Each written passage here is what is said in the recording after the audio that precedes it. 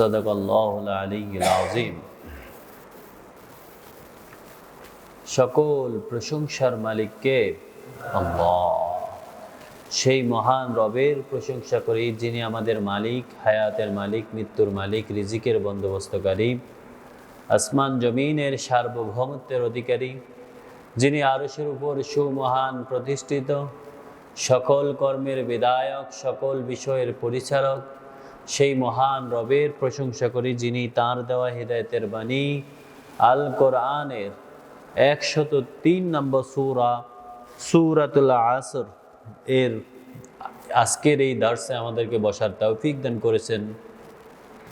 সেজন্য রব্বুল আলামিনের প্রশংসা করে অন্তরের অন্তঃস্থল থেকে কালিমাতুশ শুকরিয়া আদায় করে বলুন আলহামদুলিল্লাহ। দুরুদ ও সালাম বিশ্বনবী, মানবতার আলোর দিশারি, রাহমাতাল লিল আলামিন, যার পরবর্তীতে আর কোনো নবীর আগমন নেই, সে নবীর উপর দুরুদ ও সালাম পড়ি বলেন সাল্লাল্লাহু আলান নবিয়্যিল উম্মি ওয়া আলিহি ওয়া সাল্লাম। আমরা আজকে সূরাতুল আসর তেলাওয়াত করেছি আলহামদুলিল্লাহ। সূরাতুল আসর হচ্ছে এমন একটি সূরা, অত্যন্ত ছোট কিন্তু মর্যাদা অত্যন্ত বড় আলহামদুলিল্লাহ।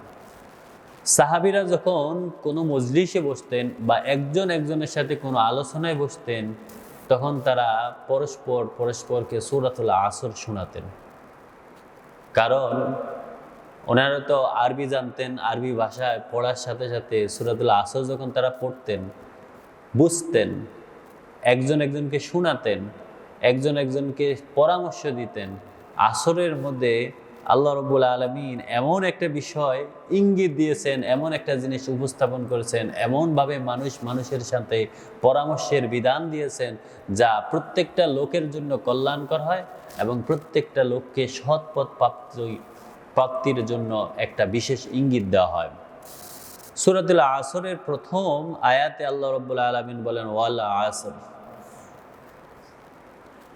আসর শব্দের শাব্দিক অর্থ যেটা সময়, মহাকাল, অতিবাহিত সময়, যেই সময়টা একবার চলে যায় আর আসে না। আল্লাহ রাব্বুল আলামিন বলেন সময়ের কসম, মহাকালের কসম, মানুষ যা অতিবাহিত করে যে সময়টা তার আর আসে না, একবার ফিরে যায়। আমাদের শৈশব চলে গেছে, যৌবনে আমরা এখন আছি, একসময় যৌবনও থাকবে না, বার্ধক্য আমাদেরকে ধরে ফেলবে। মানুষের এই পূর্বের যে সময়টা চলে যায়, যারা হেলায় ফেলায় নিজেদেরকে বিভিন্ন অমনস্ক করে বিভিন্ন অপ্রাসঙ্গিক কাজে মত্ত রাখে, তারা আর সময় পাবে না যেই সময়টা ফিরে গেলে তারা আবার আগের মতো চলে আসবে। আমাদের ছোটবেলায় আমরা যখন স্কুলে পড়তাম, তখন যে সময়টা আমরা পেয়েছি, এখন মনে হয় যদি স্কুলে আরো একটু ভালো করে পড়তাম, তা হয়তো আমরা আরো অনেক কিছু জানতে পারতাম। এই সময়টা আর আসবে না। আল্লাহ বলেন সময়ের কসম, তোমরা যা অতিবাহিত করো সেই সময়ের কসম। ইন্নাল ইনসানা লাফি খুসর, নিশ্চয় মানুষেরা সব সময় নিশ্চিতভাবে তারা ক্ষতিগ্রস্ত ভিতরেই আছে। কারণ আপনার গতকালকে চেয়ে যদি আজকে ভালো না হয়, আপনি এমনি জানেন যে আপনি কিছুই পড়ে গেছেন। গতকালকে যদি আপনি 5 ওয়াক্ত নামাজ পড়েন, আজকে যদি 5 ওয়াক্তের সাথে আরেকটু না বাড়াতে পারেন, তাহলে মানে হচ্ছে আপনি গতকালকে চেয়ে ভালো করতে পারেন নাই। যে ব্যক্তি ব্যবসা করে, সেই ব্যক্তি যদি গতকালকে 10,000 টাকা বিক্রি করে, আজকে যদি 8,000 টাকা বিক্রি হয়, তার অনেক পেরেশান হয়ে যায়। হায় হায়, আজকে একদিনের ব্যবধানে আমার 2,000 টাকা নাই। আল্লাহ রাব্বুল আলামিন শপথ করে বলতেছেন সময়ের কসম, তোমরা যে সময়টা অতিবাহিত করতেছো, যেই সময়টা তোমরা পার করতেছো, এই সময়টা তো আর আসবে না। যদি তোমরা এইভাবে পূর্বের মতো, আগের মতো হেলায় ফেলা যেভাবে পড়ে তোমাদের সময় অতিবাহিত করেছো, এইভাবে যদি পার করতে থাকো, তাহলে মনে রাখো তোমরা ক্ষতি ছাড়া সামনে আর কিছুই দেখতে পাবে না। মানুষ যদি তার জীবনকে ব্রাইট না করতে পারে, আলোকিত না করতে পারে, তার সামনের দিনটা সে আসলেই ক্ষতি ছাড়া আর কিছুই দেখতে পায় না। আল্লাহ রাব্বুল আলামিন মানুষদেরকে স্মরণ করে বলতেছেন, ও মানুষেরা, সময়ের কসম করে বলতেছি, নিশ্চিতভাবে মানুষেরা সবাই, সব মানুষেরা, আবার বলতেছেন, লাফি অবশ্যই অবশ্যই ক্ষতির ভিতরে আছে।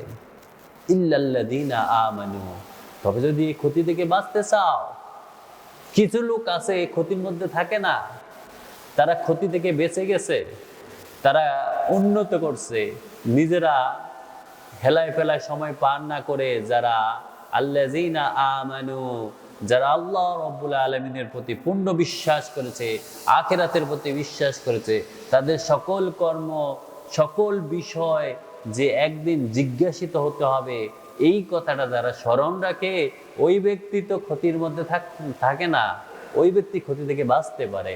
কারণ সে যখন জানে যে আমি আজকে যে কাজটা করেছি, এই কাজটা আমার ফিউচারে আমাকে অবশ্যই আঘাত করবে। আজ আমি যৌবনে আছি, আমি ভালো কাজ করতে না পারলে তার মানে ভবিষ্যতে যখন বার্ধক্যে পৌঁছে যাবো, আমি তার সময় পাবো না, শক্তি পাবো না, তখন মানুষ আমাকে টিটকারি করবে, মানুষ আমাকে বলবে, আমার ছেলেই বলবে তুমি কি করেছো। তাহলে যেই ব্যক্তিটা আখিরাতের কথা চিন্তা করে না, দুনিয়ায় মত্ত থাকে, সেই ব্যক্তি ক্ষতি ছাড়া আর কি হতে পারে। সুতরাং যে ব্যক্তি ঈমান আনলো আল্লাহ রাব্বুল আলামিনের প্রতি, আখিরাতের প্রতি, তার সকল কর্মের বিষয় সেই সজাগ থাকলো, ও আমিলুস সালিহাত, আর সকল কাজ যখন সে করে তখন সব কিছু মনে করে যে আমি যা করব সব কিছু করতে হবে কার সন্তুষ্টির জন্য? আল্লাহর সন্তুষ্টির জন্য। তাহলে যে ব্যক্তি ঈমান আনলো, আমিলে সালেহ করলো, আল্লাহ রাব্বুল আলামিনের সন্তুষ্টির জন্য কাজ করলো, আল্লাহ রাব্বুল আলামিন বলেন এই দুই ব্যক্তি ক্ষতি থেকে বেঁচে গেল। মানুষের ধারাবাহিকতা, এই লোকেরাও ক্ষতিতে ছিল, কিন্তু তারা যখন নিজেদেরকে এই দুইটা সাবজেক্ট দিয়ে, এই দুইটা বিষয় দিয়ে, এই দুইটা সামনে নিয়ে আসলো, তখন তারা বারবার কাজ করতে গিয়ে চিন্তা করে আমার রব আমারে দেখতেছে, আমার এই কাজে কি আমার রব সন্তুষ্ট কিনা, আমার আল্লাহ রাব্বুল আলামিনের দরবারে আমি এই বিষয়ে জিজ্ঞাসিত হলে আমি কি উত্তর দিব। তখন সেই ব্যক্তি নিজেকে গুটিয়ে রাখে যে আমি অন্যায় কাজে যেতে পারি না। আল্লাহ রাব্বুল আলামিন বলেন, হ্যাঁ, এই দুই কাজে যদি তুমি থাকো তাহলেই তুমি ক্ষতি থেকে বাঁচতে পারো। সুবহানাল্লাহ। আল্লাহ রাব্বুল আলামিন আমাদেরকে তৌফিক দান করুন, আমিন আমিন। এরপরে আল্লাহ রাব্বুল আলামিন বলেন, তবে এই দুইটা কাজ করতে গিয়ে অনেক সময় মানুষ নিজের মতো করে করলে হয় না। ওয়াতাওয়াসাউ বিল হক, আল্লাহ বলেন যখন তোমরা ওই কাজটা করতে যাবে অবশ্যই তুমি দেখবে এটা তোমার রবের বিধান মতো হচ্ছে কিনা, তোমার রসুলের দেওয়া, রসুল যে সুন্নাহগুলো নিয়ে এসেছে রসুলের জীবন কর্মের সাথে মিলে কিনা, সত্যের সাথে আছো কিনা। ওয়াতাওয়াসাউ বিল হক, এক ব্যক্তি সরে গেলে আরেক ব্যক্তি গিয়ে ভাই বলবে, ভাই এটা কিন্তু রসুলের সুন্নাহর বিরোধী হয়ে গেল, আপনি কিন্তু এই কাজটা করতে পারেন না। এইরকম একজন একজনকে সত্যের প্রতি ডাকে, সত্যকে প্র্যাকটিস করে, সত্যকে প্র্যাকটিস করতে উদ্বুদ্ধ করে, এক ব্যক্তি আরেক ব্যক্তিকে সহযোগিতা করে।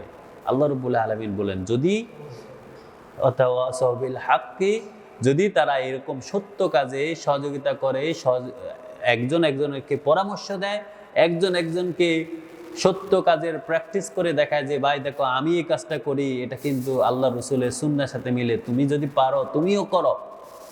আল্লাহ রাব্বুল আলামিন বলেন এই ব্যক্তিও তখন নিজেকে ক্ষতির থেকে বাঁচাতে পারে। ওয়াতাওয়াসাউ বিস সাবর, আর যখনই কোনো বিপদ আসে এক ভাই আরেক ভাইকে বলে ভাই একটু ধৈর্য ধারণ করো, আল্লাহ রাব্বুল আলামিন তোমাকে এই কিছুদিনের মধ্যে একটা সুসংবাদ দিবেন। সুবহানাল্লাহ। আল্লাহ রাব্বুল আলামিন বলেন যদি তোমার এই কাজটা, চারটা কাজ থাকে, তাহলে মানুষের ধারাবাহিকতায় প্রত্যেকটা মানুষ যে ক্ষতির দিকে যাচ্ছে তুমি ওই ক্ষতির মধ্যে যাবা না, তুমি ওই ক্ষতি থেকে বাঁচতে পারবা। যদি তোমার ঈমান থাকে, তোমার কাজগুলো হয় আল্লাহর সন্তুষ্টির জন্য, আর তুমি সাথে থাকো সত্যের সাথে, সত্য উপদেশ, সত্য ওসিয়ত, সত্য কাজের প্র্যাকটিসে থাকো, আর থাকো ধৈর্যের সাথে, ধৈর্যের উপর অটল, ধৈর্যের ওসিয়ত করো, একজন আরেকজনকে ধৈর্য ধরতে সাহায্য করো। এক ভাই আরেক ভাইকে ধৈর্য হারা হয়ে গেলে তাকে অনেকভাবে সুন্দর করে বিভিন্ন ধরনের আশা দিয়ে এইভাবে যদি ধৈর্য ধারণ করতে সহযোগিতা করো, তাহলে তোমরা এই 4 জন লোক, এই 4টা কর্ম, এই 4টা গুণের অধিকারী ব্যক্তিরা তোমরা ক্ষতির থেকে বাঁচতে পারবা। সুবহানাল্লাহ। আল্লাহ যেন আমাদেরকে এই 4টা গুণের অধিকারী বানিয়ে দেন। আমিন আমিন। এবং আল্লাহ রাব্বুল আলামিন যেন আমাদের জন্য সহজ করেন। পরের সূরাটা হচ্ছে সূরাতুল হুমাযা। এই বিষয়টা দেখবেন, বিশেষ করে চা দোকান, ছোট্টখাট্টো আড্ডার দোকান, এই সূরাটা আপনাকে অনেকভাবে নাড়া দিবে। সূরাতুল হুমাযাতে আল্লাহ রাব্বুল আলামিন বলছেন, ওয়াইলুল লিকুল্লি হুমাযাতিল লুমাযা। ওয়াইল মানে হচ্ছে ধ্বংস, জাহান্নামী তার উপর। ওই ব্যক্তিকে জাহান্নামের আগুন পাকড়াও করে নেবে, দুর্ভোগ তার হবে, তার জীবন দুর্দশায় পড়ে যাবে, তার জীবন কখনোই শান্তি হবে না। কোন ব্যক্তি? লি কুল্লি, লি মানে জন্য, কুল্লুন মানে প্রত্যেক, প্রত্যেক ওই ব্যক্তির জন্য ধ্বংস। হুমাযাতিল লুমাযা, যারা এই হুমাযা আর লুমাযা, যেই এই দুই জিনিস যার মধ্যে আছে, এই দুই ব্যক্তি অবশ্যই ধ্বংস হবে, এই দুই ব্যক্তি অবশ্যই জাহান্নামে পতিত হবে, এই দুই ব্যক্তির আখিরাত হবে দুর্ভোগের, এই দুই ব্যক্তির জন্য আযাব ছাড়া আর কিছুই হবে না। যেই দুই ব্যক্তি হুমাযা আর লুমাযা হবে। হুমাযা আর লুমাযা। হুমাযা মানে হচ্ছে যারা মানুষকে দেখলেই এমন টিটকানিমূলক কথা বলে, এমনভাবে আঘাত করে কথা বলে, কথায় কথায় খোঁচা মারে, এই ব্যক্তি সরাসরি হুমাযা। আর লুমাযা মানে হচ্ছে যখনই পিছনে চলে যায়, চোখ টিপ মেরে এই ব্যক্তিকে আরেক ব্যক্তির বিরুদ্ধে ইঙ্গিত দিয়ে দেয়, সত্য মিথ্যা মিলাইয়া অপপ্রচার চালা।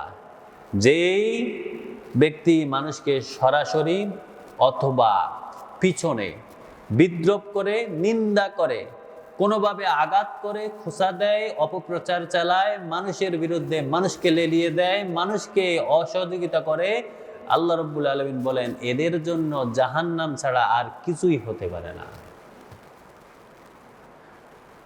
এই দুই ব্যক্তির সাথে আরো এক ব্যক্তির জাহান্নাম, আল্লাযী জামা মালাও ওয়া আদ্দাদা। জমা বাংলায় বলে না জমা করছে, আরবিতেও জমা। জমা মানে সে একসাথ করা, নিয়ে আসা, টুগেদার করা। আল্লাহ রাব্বুল আলামিন বলে আল্লাযী জামা, যেই ব্যক্তি একত্র করে, মালান সম্পদগুলোকে, ওয়া আদ্দাদা আর এই সম্পদগুলোকে জমা করে, আর এটাকে কুক্ষিগত করে গনে গনে আটকায় রাখে, সিন্ডিকেট করে, নিজের আওতায় নিয়ে আসে। সে অন্য ব্যক্তির কোন কাজ থেকে, কাজ থেকে, কিভাবে হবে, এই সব চিন্তা না করে শুধুমাত্র নিজের নিজের আমার আমার আমার।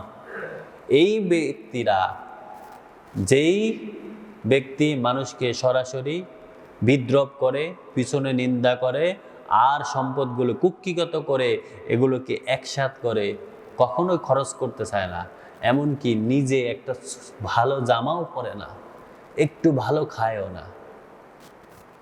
প্রত্যেকটা ব্যক্তির আল্লাহ তাআলা যে সম্পদ দিয়েছে, এই সম্পদের মধ্যে দেখেন আপনি যতটুকু খেয়েছেন শুধু এতটুকুই উপভোগ করেছেন। যদি না খান, আপনার পরবর্তীতে আপনার পরের প্রজন্ম, এমনকি পরের প্রজন্ম ছাড়া অন্য কেউ এসেও দখল করতে পারে। এই সম্পদ অন্য লোকের হস্তগত হয়ে যাবে। আল্লাহ বলেন যে ব্যক্তিরা এরকম সম্পদকে কুক্ষিগত করে, জমা করে, কোনোভাবে খরচ না করে আটকিয়ে রাখে, নিজের উপর অহংকার করে, বড়ত্ব করে, আমার এতগুলো বিল্ডিং, আরো 2টা বিল্ডিং হওয়া দরকার, আল্লাহ রাব্বুল আলামিন বলেন এই ব্যক্তিও জাহান্নামে পতিত হবে, তার ভবিষ্যৎ অন্ধকার, সে আখিরাতে দুর্ভোগে পড়ে যাবে। কেন? এবার আল্লাহ বলতেছেন ইয়াহসাবু, কারণ এই ব্যক্তির হিসাব হচ্ছে এরকম, সে এরকম মনে করে, তার ধারণা হচ্ছে এরকম, তার চিন্তাধারা হচ্ছে এরকম যে আন্না মালাহু আখলাদা, তার সম্পদ তাকে চিরস্থায়ী করে দিবে। নাউজুবিল্লাহ। সে মনে করে তার সম্পদ তাকে সুপ্রসিদ্ধ করে দিবে, তার সম্পদ তারে বাঁচাবে, তার সম্পদ তারে মৃত্যু থেকে রক্ষা করবে, তার সম্পদ তাকে জাহান্নামের আগুন থেকে রক্ষা করবে। এই ব্যক্তির এই ধারণার কারণে সে সম্পদ যখন কুক্ষিগত করে রাখে, নিজেকে বড় মনে করে, অন্য লোককে নিন্দা করে, অন্য লোকের ব্যাপারে অপপ্রচার চালায়, আল্লাহ বলেন শুধু এই ধারণার কারণে সেই ব্যক্তি আখেরাতে দুর্ভোগে পড়বে। তার মানে হচ্ছে সম্পদ জমা করতে পারবেন যদি আপনি মনে করেন এই সম্পদটা আজকে আমার আমানত, এই সম্পদের হক আমার আদায় করতে হবে, এই সম্পদ থেকে আমার আল্লাহ রাব্বুল আলামিন যতটুকু প্রয়োজন অতটুকু খরচ করতে হবে এবং আল্লাহর রাস্তায় ব্যয় করতে হবে, তাহলে কিন্তু ওই ব্যক্তি এই দুর্ভোগে পড়বে না। এবার আল্লাহ বলেন যেই সব লোকেরা এইরকম ধারণা করে বসে আছে যে তার সম্পদ তাকে বাঁচাবে, তার সম্পদ তাকে চিরস্থায়ী করবে, তার সম্পদ তাকে চিরজীবী করবে, আল্লাহ বলেন কাল্লা, তাদের এই চিন্তাধারা মোটেই ঠিক নয়। লায়ুমবাদান্না ফিল হুতামা, বরং তার ওই চিন্তার কারণে, তার ওই বিশ্বাসের কারণে তার জাহান্নামের আগুনে নিক্ষেপ করা হবে। নাউজুবিল্লাহ, হুতামাতে তারে ফালানো হবে।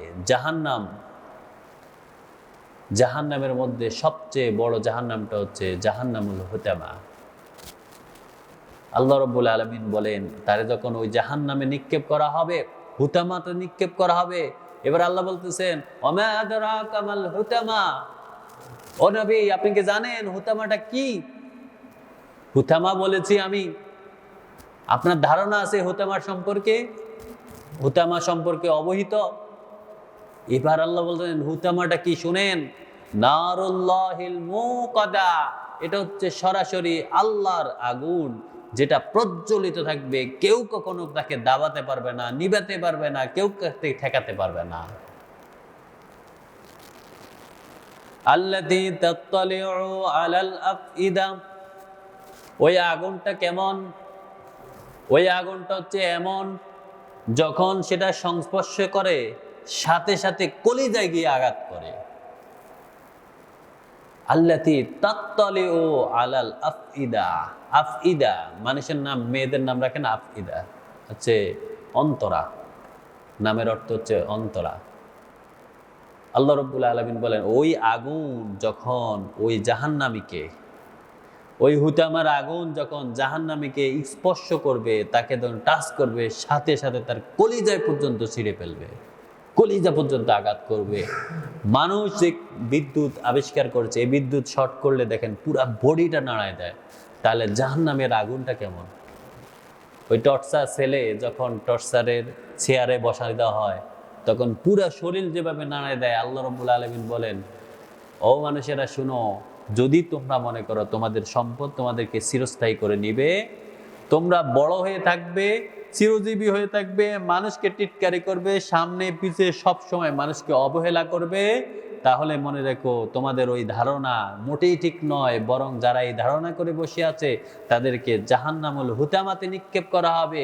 আর সেটা হচ্ছে আল্লাহ রাব্বুল আলামিনের প্রজ্বলিত আগুন, আল্লাতী তাত্তালিউ আলাল আফিদা, যেটা মানুষের অন্তর পর্যন্ত পৌঁছে যাবে। ইন্নাহা আলাইহিম মুসাদা, আল্লাহ রাব্বুল আলামিন বলেন ওই জাহান্নামে যখন তারে নিক্ষেপ করা হবে, আবার জাহান্নামের উপরে তারে ঢাকনা দিয়ে ঢেকে দেওয়া হবে। নাউজুবিল্লাহ। এই ঢেকে দেওয়ার কয়েকটা অর্থ। প্রধানত অর্থ হচ্ছে আল্লাহ তার প্রতি কোনো প্রকার মায়া করবেন না, তারে ঢাকিয়ে আল্লাহ রাব্বুল আলামিনের সামনে থেকে সরাই দেওয়া হবে, যাতে আল্লাহর মায়া তার প্রতি কোনোভাবে না আসে। 2 নম্বর অর্থ হচ্ছে এই জাহান্নামে যাতে তার শাস্তি আরো কঠিন থেকে কঠিনতর হয়, আগুন যাতে তার জন্য আরো বেশি প্রজ্বলিত হয়, আরো বেশি শাস্তিময় হয়, সেজন্য তারে ঢেকে দেওয়া হবে, যাতে আরো বেশি শাস্তিটা হয়। দিন দিন তার সহ্য যেন না আসতে পারে, আরো বেশি শাস্তিটা যেন আরো বেশি কঠিন হয়। ফি আমাদিম মুমাদ্দাদা, আল্লাহ বলেন শুধু জাহান্নামের ওখানে ডেকে দেওয়া হবে না, সে যেন দৌড়াদৌড়ি করে এইদিকে ওইদিকে কোনোভাবে বাঁচতে না পারে, তারে বড় বড় খুঁটির সাথে বেঁধে দেওয়া হবে। নাউজুবিল্লাহ, নাউজুবিল্লাহ, আল্লাহু আকবার।